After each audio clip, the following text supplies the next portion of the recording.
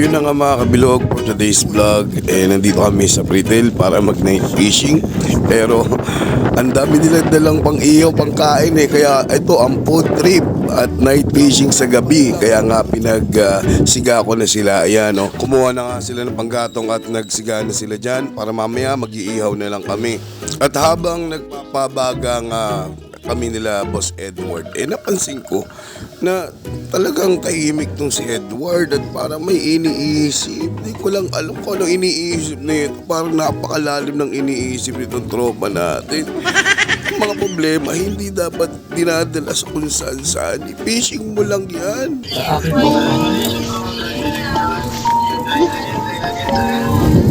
I'm okay.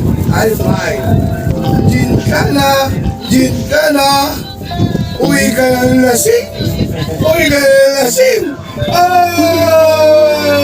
Masasakit. Kaya mo yan bro. Mahal ka namin.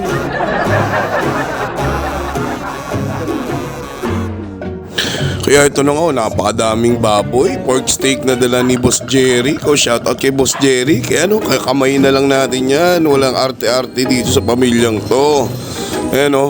Kamayan tayo mga idol. May Hungarian sausage pa. Naluto na. Iinitin na lang. Diba? Lahat yun. Titirahin namin yan ngayong gabi.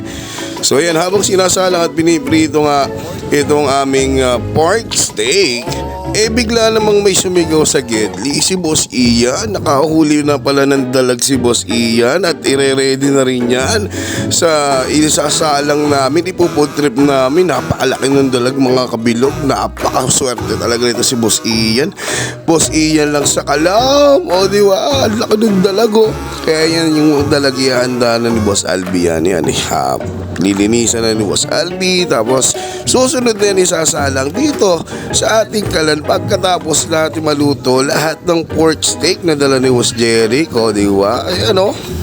At makalipas nga ang ilang minuto, medyo patapos na ang niluluto na inihaw na pork belly na galing kay Boss Jerry. Kaya medyo patapos na kami dyan. Fast forward na lang natin.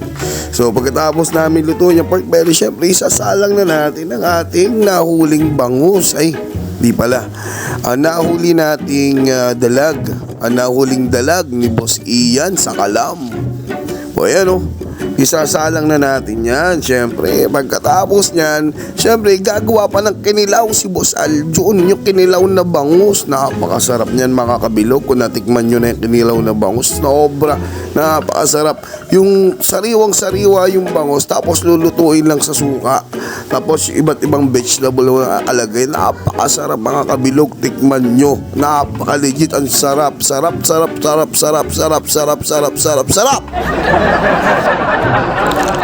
Nabilang nyo ba yung sarap?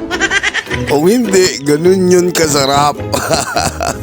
Pero ito mga kabilog, ito na yung finished product. At titirahin na namin itong food trip sa night fishing sa gabi. Tara mga kabilog, samahan nyo kami. Let's go! Sarap. Tama nga sabi ni Galdi. Alin?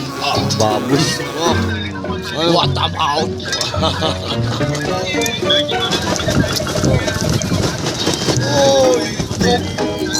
Masarap ba?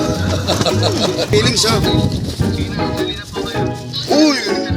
Sarap ba? Sarap. Silamsaw.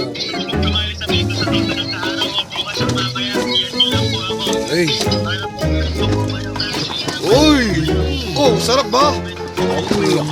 Panalo. Jeez. Tingnan mo muna yung budi mo.